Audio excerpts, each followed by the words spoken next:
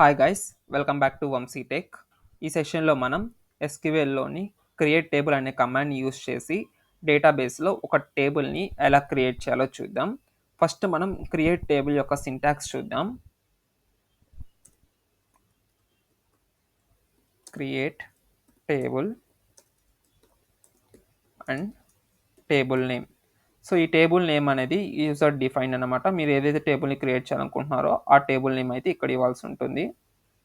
అలాగే టేబుల్లో మనకి రోస్ అండ్ కాలమ్స్ ఉంటాయి కాబట్టి ఇప్పుడు మనం కాలమ్స్ని అయితే క్రియేట్ చేద్దాం.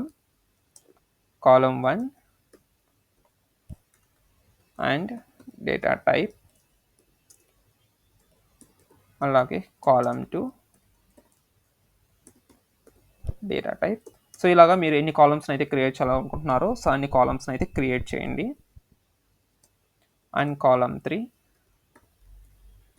Data type and closed parenthesis. So ఇప్పుడు మనం సేమ్ సింటాక్స్ ఫాలో అవుతూ టేబుల్ని ఎలా క్రియేట్ చేయాలో చూద్దాం.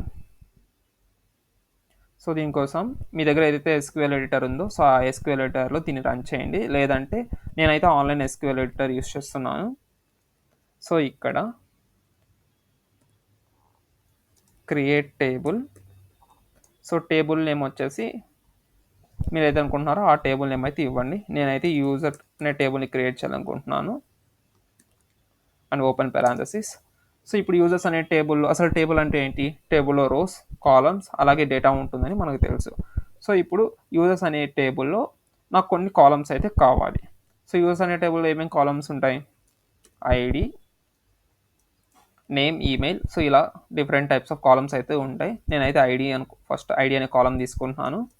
ఐడి అనేది నెంబర్ కాబట్టి నేను ఇంటీజర్ అనే డేటా టైప్ తీసుకుంటున్నాను. అలాగే నేమ్ అనేది స్ట్రింగ్ ఫార్మాట్లో ఉంటుంది కాబట్టి varchar అని తీసుకోవాలి. సో దీనికి ఖచ్చితంగా సైజ్ అనేది ఇవ్వాల్సి ఉంటుంది.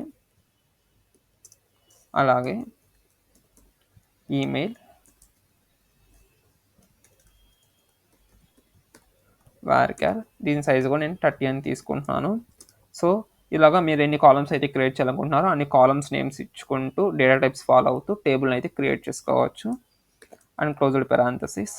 అండ్ ఇప్పుడు ఈ క్వారీని మనం రన్ చేసి చూద్దాం. సో మీ క్వారీ కనుక అంతా కరెక్ట్ సింటాక్స్ ఫాలో అవుతూ కనుక మీరు క్వారీ రాసినట్లయితే మీకు ఎస్క్యూఎల్ క్వారీ సక్సెస్ఫుల్ అనే మెసేజ్ వస్తుంది, క్వారీ ఎగ్జిక్యూట్ అయినట్టు. లేదంటే ఎర్రర్ చూపిస్తుంది. సో ఇప్పుడు మనకైతే యూజర్స్ అనే టేబుల్ క్రియేట్ అయింది. సో ఇక్కడ స్క్రీన్ రైట్ సైడ్లో చూసుకుంటే బాటంలో మనకి యూజర్స్ అనే టేబుల్ అనేది మనకు క్రియేట్ అయింది. So that's it guys. Next వీడియోలో ఇదే టేబుల్లో డేటాని ఎలా ఇన్సర్ట్ చేయాలో చూద్దాం. That's it guys. Thank you.